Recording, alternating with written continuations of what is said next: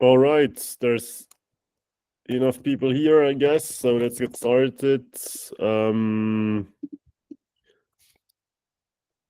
Wait, let me check who's actually here. Okay, so Mark is here. So yeah, let's start with Shatter.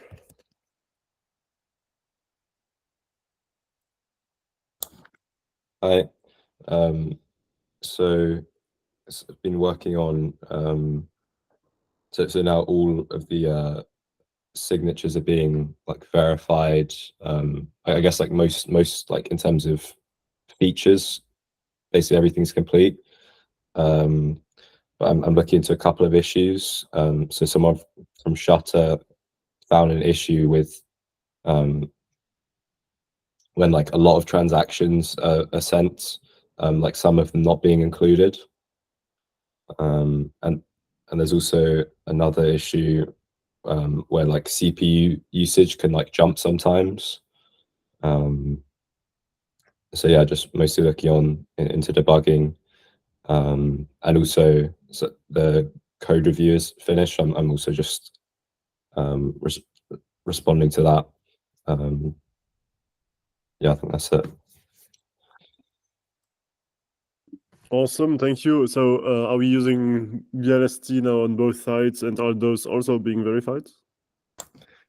So the keepers haven't swapped over to BLST yet, but I think the code is ready, and they made a test vector, and I tested that against Nethermind's implementation, and it's working. So it's just a matter of just waiting for them to swap over, and then hopefully it should all work.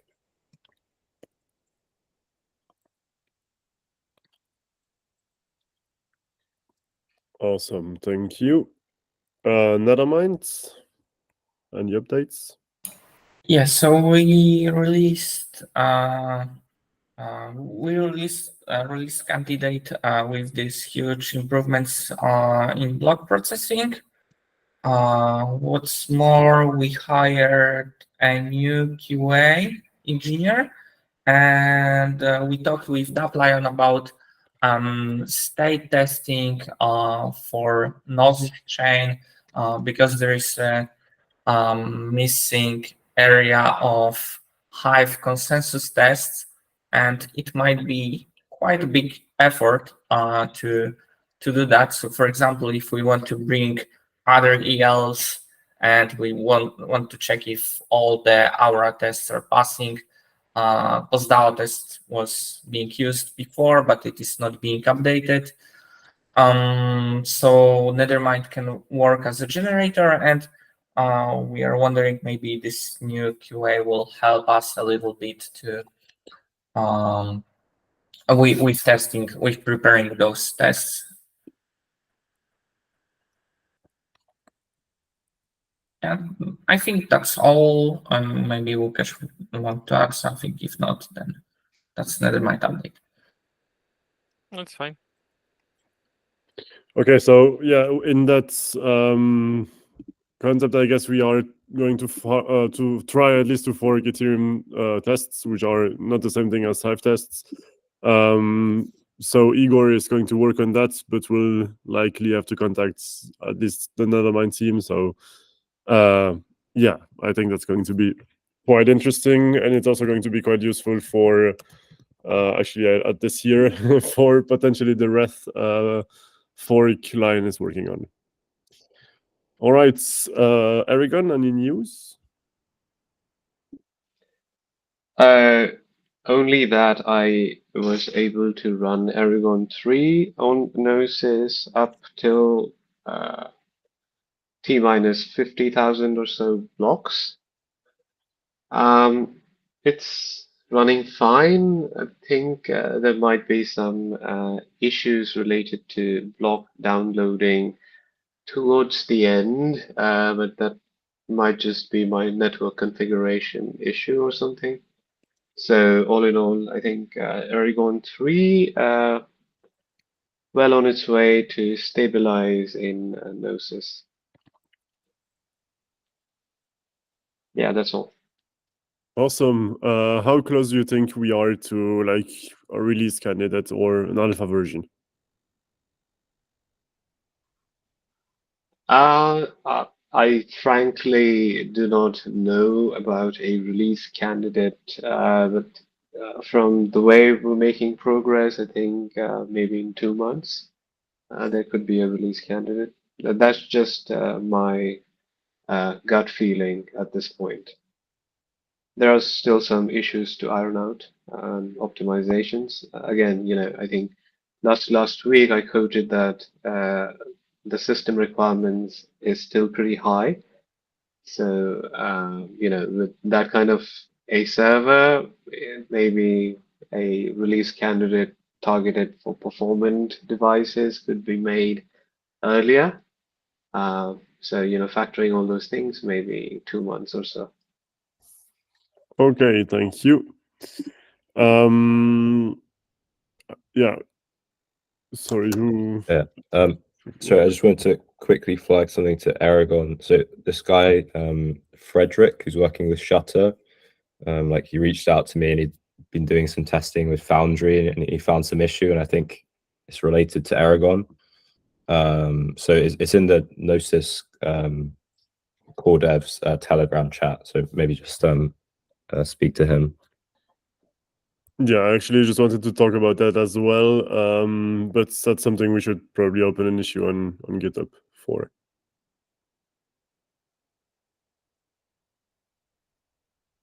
Anyways, I will have a look at that after this call.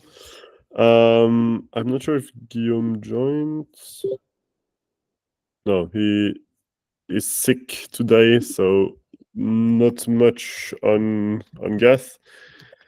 But yeah, maybe Line, do you want to talk about Wrath a bit, or is it too early? No, yeah, I can give an update. So yeah, Wrath has been on the table as something that would be cool to bring to Gnosis for a while, but no one picked it up. We didn't have anyone. But Wrath is close to being production ready. Sigma Prime is finalizing an audit, and I think that's what they are waiting to be like staking, a recommended staking client.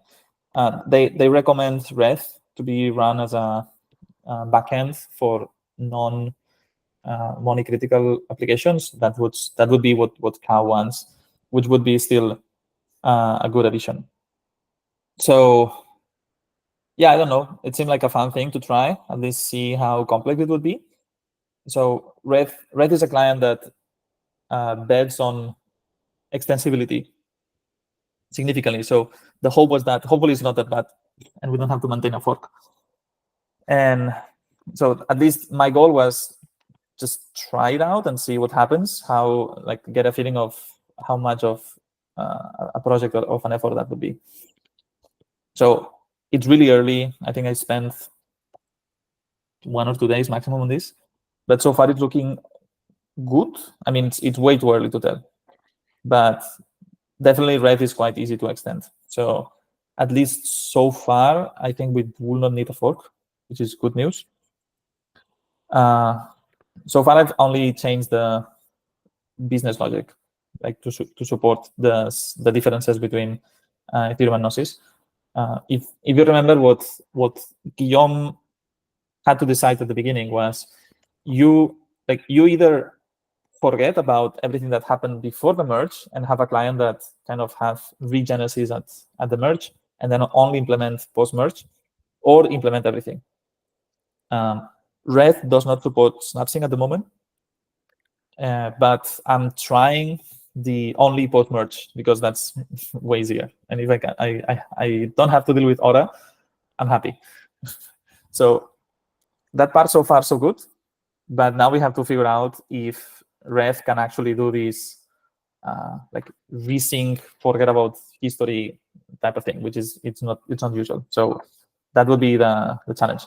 Also, that's why I brought up the fact that we don't have vectors. So testing this is going to be very annoying. Or I don't know. I will have to produce my own vectors while Ethereum tests don't exist. But yeah, so far so good. Let's see. Would be good to have another client. And yeah, regarding testing, so switching topics. So yeah, big thank you to you, Marek, for providing this person. I think this is a really good project. I was a bit concerned when I realized that, I mean, I don't know what I was thinking, but kind of assumed that we had the same that we have in consensus, where we actually test correctness at the state root level, but we don't. So now I think now it's I mean, it's not good that Nethermind is the supermajority client, but the moment it's not, I think it's absolutely mandatory that we have Ethereum tests running to ensure that we don't have consensus bugs. It was handled by the postdao test. Right, true. But I guess those Erigon, I would assume that Erigon is not running those. I don't know. You tell me that. Probably Geth is not running that either. Yes, and postdao are more so. In the past, POA team was maintaining those postdao tests, and they were testing everything. So they have like specific transaction that test Aura functionality in those postdao tests against Nethermind and Open Ethereum, and that was like we are kind of verifying consensus, but we lost maintainers. We tried in Nethermind to maintain those postdao tests, but it wasn't like super pleasant. And I think the better way to move forward is to switch to whatever is being done on Ethereum mainnet. Yeah, I think postdao now would be overkill. Yeah, because anything that's in the past. So yeah, the test of contracts that affected consensus before the merge was significant. So having to prepare all these transactions in a manual way, it's very annoying. So postdao makes sense. But now that we have already forked into the merge, if you don't implement postdao correctly, then you will not be able to sync. But that does not affect the liveness of the chain. So it doesn't really matter. And then from now on, the amount of exposure of postdao contracts that we have is very, very little. It's the block rewards contract, which is quite simple. So I think it would be doable to just generate some vectors, maybe from the postdao test or something else, and bake them into Ethereum test cases and just roll with that.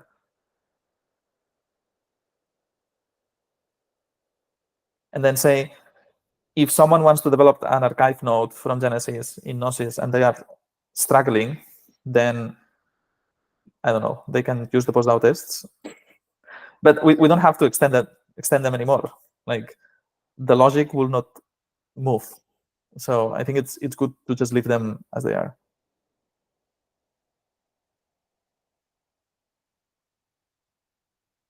Yep, agreed. Yeah, so we'll be looking into implementing the Ethereum/tests repo or forking it for Gnosis, and that should be a great start already. Of course, there's some things to test out after. I mean, in addition, that are different in Gnosis than Ethereum, but yeah, we'll get there. Yeah, so to have a bit of a game plan with Ethereum/tests, I think that what we should try first is, without any change in the generators, like the source, just try to use Nethermind as a generator in a Gnosis configuration and see if that works. That would be step one. I would assume that some of the test cases would fail if they test functionality that diverges from Ethereum or not. I don't know. I don't know. That's a supposition. But at least try to get to generate them. So just to get there, to be able to have Nethermind generating tests, how far do you think we are from that? Or what are the blockers? I think generally Nethermind is implemented as a test generator. The only thing is that it wasn't battle tested. So it will be the Gnosis generation will be battle testing for, or trying to regenerate, as you said, Ethereum mainnet test and see how it goes. Yeah, so I think it is done, but not really tested, not widely used. Okay. So yeah, just with the same repo, generate tests, ensure that works, run the tests, ensure that we pass all of them, and then add new vectors.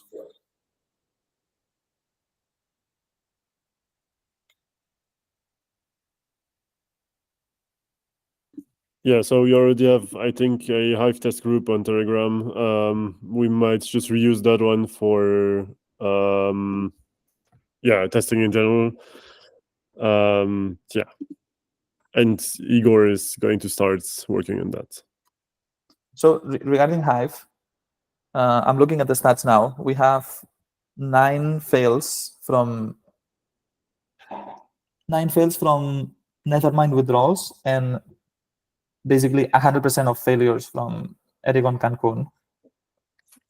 I guess is that known?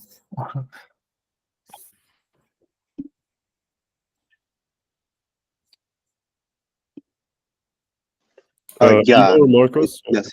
Yeah, it's known. Some of those fails, I'm working on them currently, and other fails are expected since you can look into Ethereum dashboard with the Hive tests, and there are some clients and some suits have fails. It's expected to have.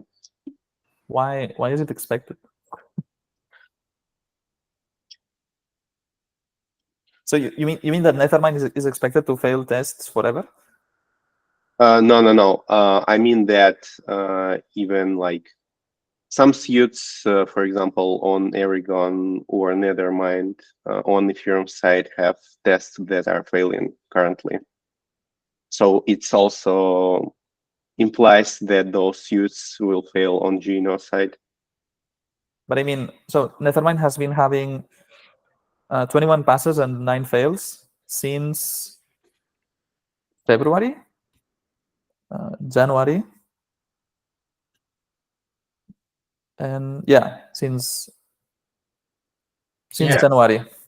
I think we need to know if this is like a test setup issue, because it's not clear for me if this is like just test setup or we have some. I will take a look during the week with Igor to see what's going on and trying to fix the errors that are showing up and put it clear again. Okay. So, Lion, for the context, for mainnet Hive tests, it happens that we have failures, and usually they are like test setup issues, but we always try to look into them and try to fix everything. So right now, even on Ethereum mainnet, you have like, I think there were some changes in Hive test, and right now there are like consensus failures in theory between in Nethermind and in Geth even more, but I guess it's something with the tests. Got it. I guess if you can, Igor, if you see a failure, just ping them. We can be a bit more annoying to not have like a failing test for 5 months. Which I guess this reminds me about the Kurtosis people, that they used to be really on top of any failure. They would just reach out, hey, this test failed. And at least for us, it was kind of convenient. Marcus, we have this setup on our Slack channel that we monitor Hive tests. Maybe we can share somehow with a Gnosis team. We also have the Telegram channel for that. Okay, sorry. Yeah, I think the Telegram should be enough. Yeah, what I need to check is why it's down and how to fix it. And then in the next call, I will provide the updates on what's going on. Yeah, so in the group you have Somnuts and then Lion, Igor, Marcus, and myself. If anyone wants to be added to that to get the updates, well, please just tell us. I guess there's just Marcus from Nethermind. Maybe it's worth it to add some other people as well. I think we can add Kamil, maybe myself, and then new person will be added here as well. Okay, I'll add you, and then, well, Camille, I don't have in my contacts, but I will check after. And then maybe for Erigon, should we add Andrew as well? Somnat, what do you think? Yeah, you could add Andrew as well. I mean, if he doesn't want to, we can leave it. I guess, yeah. All right. So yeah, big work on figuring out more testing, I guess. And then yeah, if Nethermind and Erigon could check for next week why tests are failing, and yeah, what's we have to do on that side, that would be great. Yeah. Anything else regarding Lucas? So those tests were that the plan mentions are Gnosis tests or main test? I am confused. Yeah, Gnosis Hive tests. Do we have a link for that? Yeah, but it's currently down. Okay, it's currently down. Okay.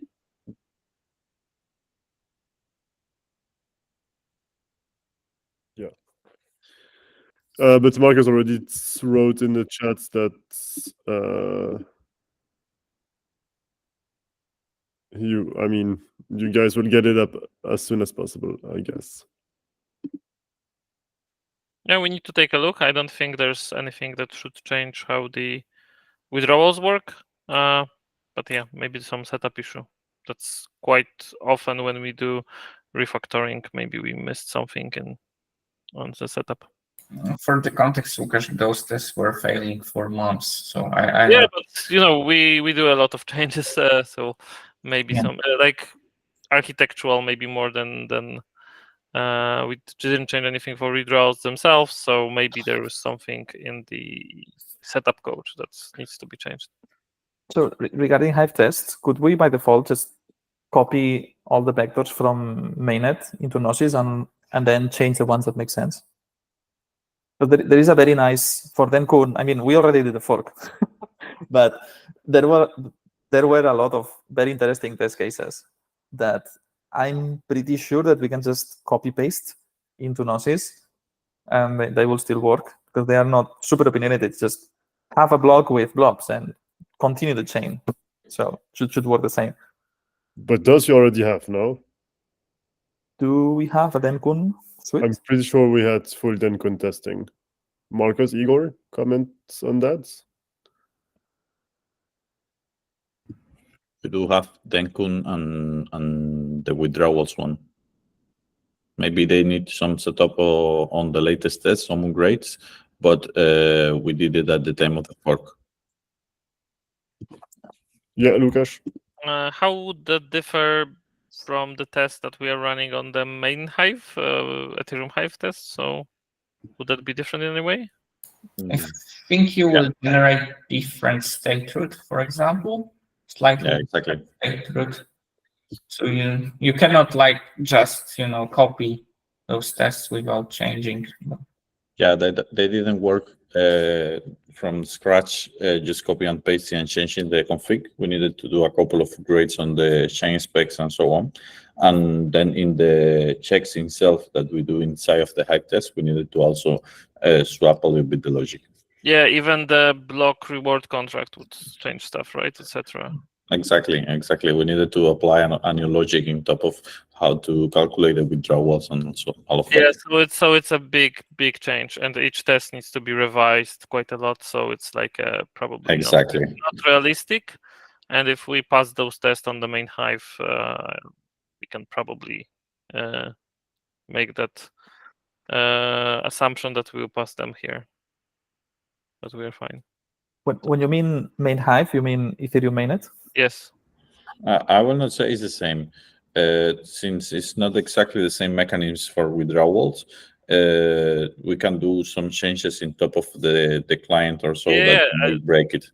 The custom ones, sure, yeah, we need to pass them. I mean, it's not. We cannot just copy the test and assume that they will work because the test won't work. Yeah, exactly. It was the case. Mm-hmm. So in the Telegram group, we don't have anything, any like Cancun Nethermind. Doesn't mean that the suite is not running.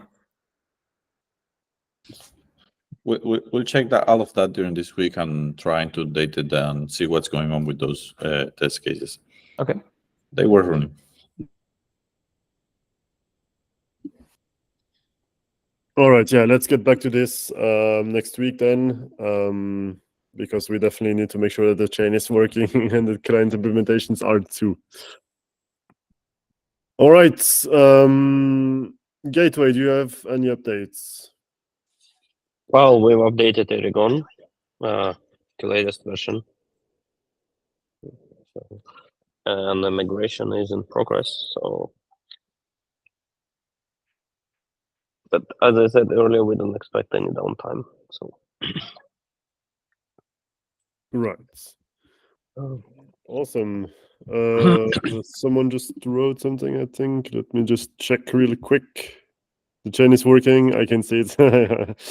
True. But yeah, anyways. Also, just be prepared to implement Hive tests and whatever for Pectra. I mean, it's knowledge you have to keep. All right. Any other questions or comments? For Pectra, I don't think we are diverging in any way from Ethereum main spec, so we don't have to prepare additional tests unless we will diverge. I mean, I disagree. So something I notice now is that, so for example, we have now some new functionality in Pectra, which is the collecting the requests. So it's true that there should not be an interaction between calling the rewards contract and requests, but it's not too bad to have something. I guess this type of differences would be cool to test with Ethereum/test, not Hive itself. But it doesn't hurt, I would say. But yeah, Ethereum's tests should be better for that. And some last thing I wanted to mention. So as of now, in the Gnosis specs mainnet, it's stated that we have no difference in any of the EIPs. Something I brought in the chat a while ago is that we may want to change the 7002 contract. If you remember this contract, you send a request for an exit from execution. And there is a mechanism that will collect fees to ensure that people don't spam the queue. In mainnet, this fee, I think it just gets stuck in the contract forever. So it's kind of a weird burn.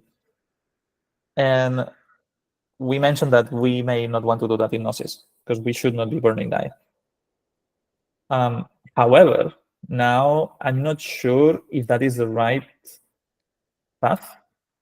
So the trade-off here is if we want to change that behavior and we want to either send the balance on every transaction into the collector contract or give the rights to the collector contract to crawl this balance afterwards, we definitely need to have a different contract.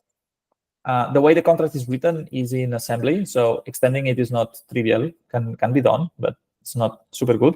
And it will mean that we will have a different address from Ethereum. So it's possible that mainnet, Goerli, Sepolia, Base, Optimism have the same address, and then we have a different address, which is fine, but it's going to be a bit of a pain in the ass. So I'm not so sure that it's so important to not burn the fee. Lucas, Marek? Potentially, we can also do it in client and just add that fee to the fee collector too. I think that's even worse. Okay, but potentially, I can say True. I think the assumption that if we are passing Ethereum mainnet and that means that we should pass Gnosis chain might be sometimes not correct. And I understand that there is huge effort with porting those tests, so I'm not saying that we should port everything, but probably reasonable is to port a few tests per every fork, because we can we can set up something wrong during initialization of Aura, or I don't know, but yeah. So I think the assumption that we will always pass the test might be wrong. Well, there always can be very unexpected situations, I agree, but we kind of have testnets and devnets for it. True, but what I fear is if there is some specific transaction or edge case that some malicious party can do to trigger a consensus split, and that we just don't test because it's hard to do. If it's that edge case, I doubt getting the mainnet test just ported would fix it. We probably have to create that test for that edge case, in my opinion. But I mean, either way, for regressions and implementing new clients, it would still be useful to have testing, right? Because devnets, I mean, we did one, of course, for Denkun or whatever, but if you implement REST now, we won't have a devnet with Denkun, for example. But you have mainnet. They can always join the mainnet and see if they are following the chain correctly, etc. So I don't see that as a... And we have a Chiado, right? So we have a testnet. Yeah, but having tests is different than having production. Yeah, I like tests. We did tests, right? So for withdrawals, we are doing tests, but they are very heavy to maintain. There's a very big cost associated with those tests, and the question is, you can always have more testing, right? The question is where to draw the line. Yeah, let's see how expensive it is to have Ethereum /tests. Maybe they are cheaper to maintain, and we can focus on that instead of Hive, and then only do Hive for things that actually diverge, like withdrawals.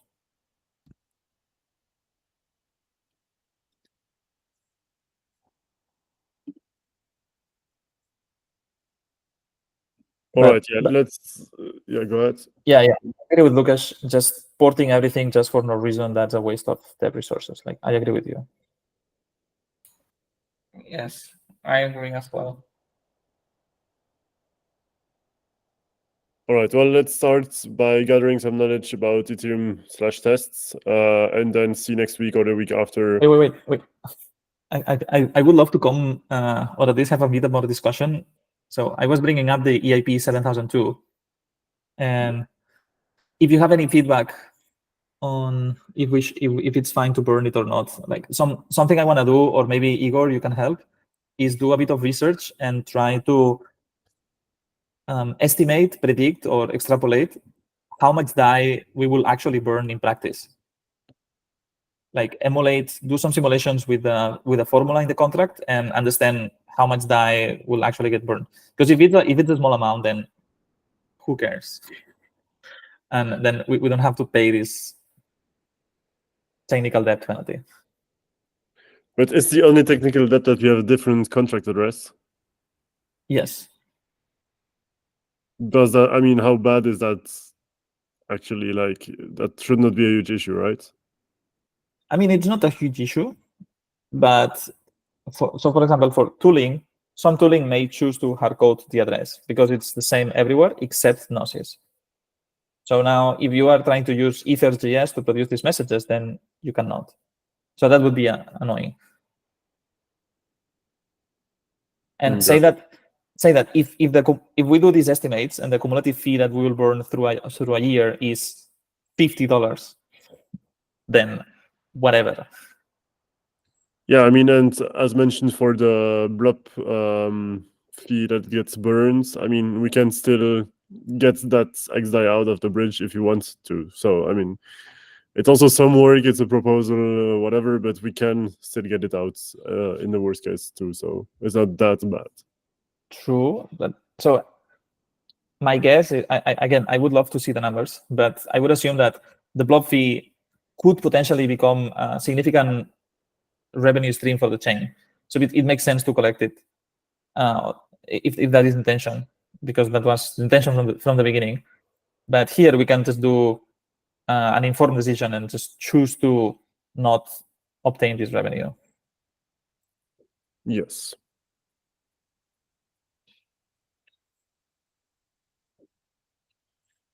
All right. Anything else?